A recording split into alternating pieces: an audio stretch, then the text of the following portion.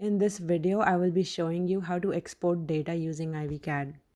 I will be using the CST file as an example.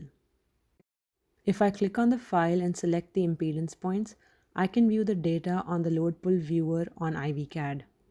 But if I right click on the file, I can export the data to a different file format such as CSV. Now let's give it a new name and hit save. This next window, CSV export on IVCAD, gives you an option to export individual data parameters that you measured, such as, let's say I export frequency along with Pout in dBm. Or you can export all data parameters that you measured, such as drain efficiency, transducer gain, and whatnot. You could also edit the names of these parameters as you like. For example, frequency underscore F0 is better if it's just frequency, and I would like to call Pout underscore F0 just output power in the exported file.